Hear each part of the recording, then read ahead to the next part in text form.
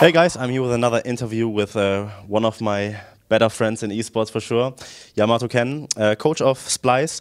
And I guess we should just start talking about like your last two games in this week. I mean, you guys went 0-2 and you just got perfect gamed pretty much.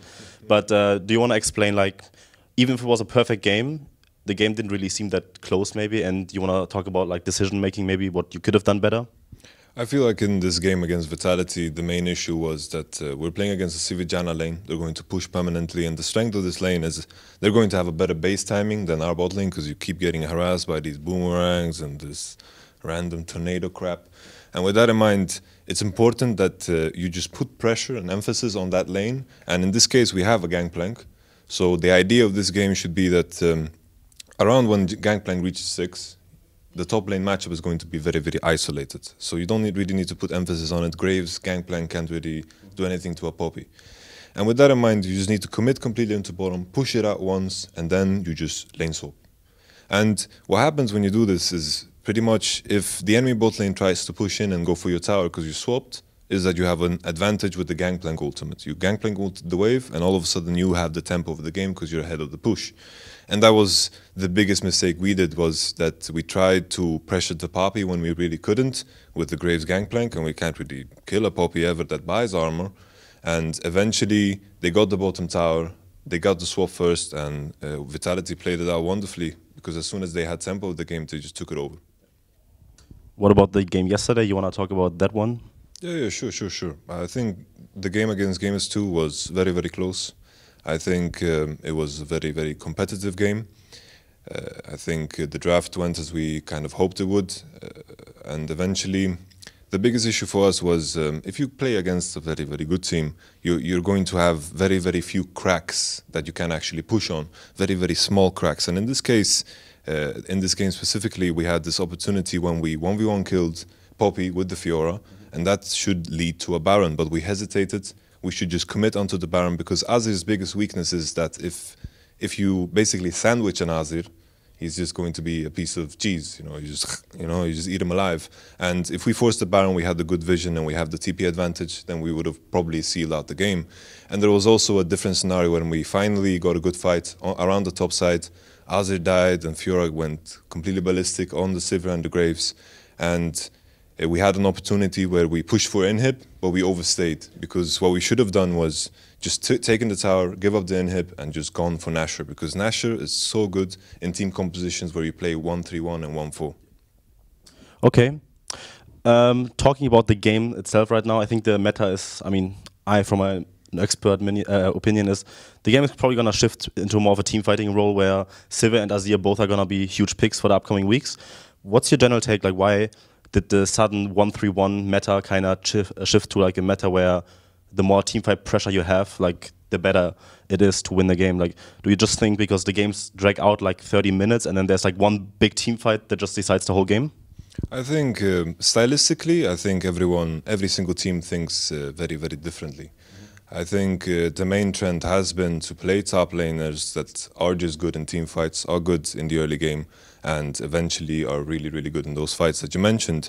But I think right now you can play in a lot of different ways. I think, for example, the game we had against Vitality today, we had a very, very fragile composition and there's more risk involved because the comeback mechanic is almost non-existent because if you fall behind, you're just going to get rolled over by these team fights. So I feel like when you play against this teamfight composition with the Azir and a strong top laner that is a tank, it's just more consistent because the risk is very minimal.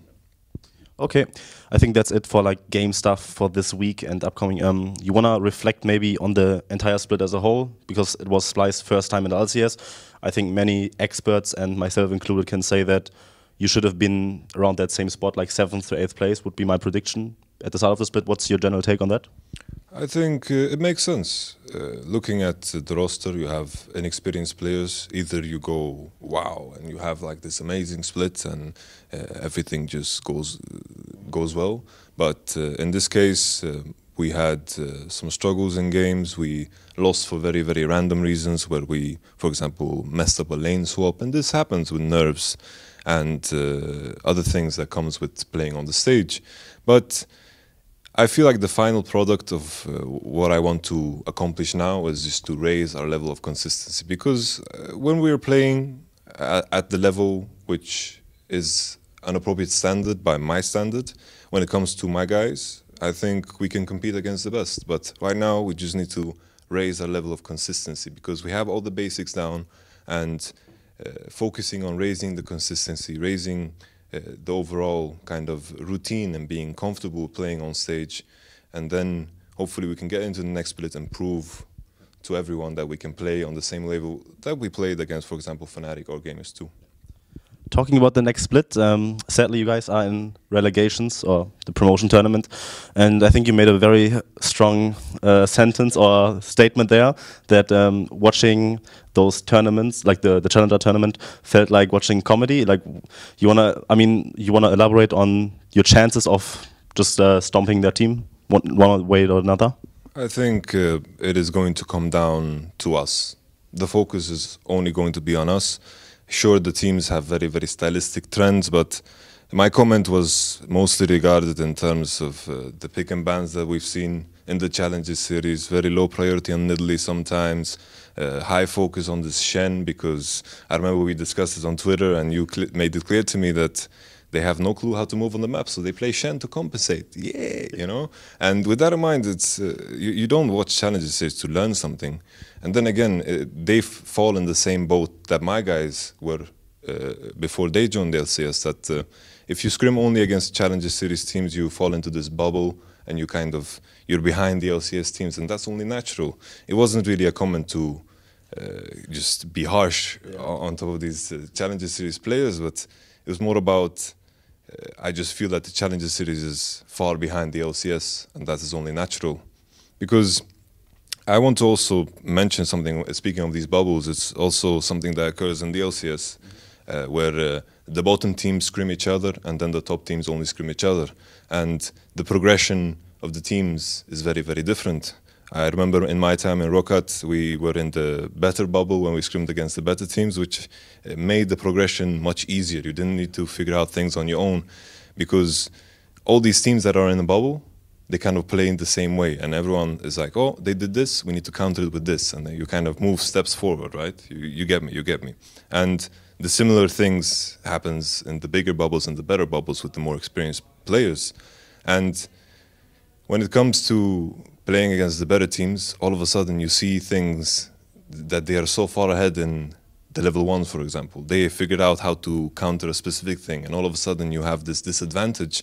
So hopefully coming into the next season, if we requalify, is to get in some scrims with the good guys, you know?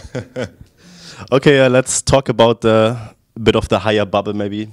Playoffs is on the door soon. You wanna like maybe give your bold prediction? Who's gonna win playoffs maybe, or what teams are looking the best? And in the best of 5 setting, do you think there can be any upsets, or what's your general take on playoffs and what we as a viewer can expect from that? I feel like there is very, very obvious favorites. I was hoping, we can start from the bottom. When it comes to Fnatic, I was hoping that they would kind of bring some momentum, but then when we saw them playing against Elements, which kind of pissed me off that they lost, of course, but you kind of saw the old Fnatic again, where Spirit doesn't have the same amount of impact on the game, and there's no synergy between the support and the jungler, which is so important nowadays. So with that in mind, I feel like it's very, very set that the third, the second, and the first, 2 of these teams are going to be in the final. I think that is very, very fair to say. I think that's very fair to say. And talking about players and teams, I just want to get your opinion. Who would be your MVP of the entire split and your rookie of the entire split? Ooh, I think rookie, you have to say Perks. Yeah. I think Perks has played phenomenally. He clicked instantly with the stage, and I think his performances, you can make like a highlight reel of all his moves, and I think his champion pool has been very, very smart. He's playing a lot of solo queue. He seems very, very dedicated. I think he has made a lot of impact on this particular split. And MVP in general, I think I would be happy with multiple choices. I think the first names that come to my mind is Kabushard. I think he's played best top laner in Europe by far. And I'm thinking Trick as well. He has I think there are junglers that can compete with him, Jankos, Shook, but I still think Trick has an edge over them because he has this very, very smart way of playing in-game, which I respect a lot. And the third one I'm happy with would be Forgiven, because I think his statistics speak for themselves. I think has an edge over any AD carry in the ULCS. Not Perks? Well, Perks, I think we need to keep it calm a bit, you know. Let's put him rookie so he doesn't get too confident. Let's just say he's the rookie of the split, huh? Okay, thank you so much. I really appreciate always like really great insight. And if you want to check out more interviews, we have them over at theScoreEsports.com. We also have Twitter at theScoreEsports. Make sure to follow us. And yeah, see you guys next time.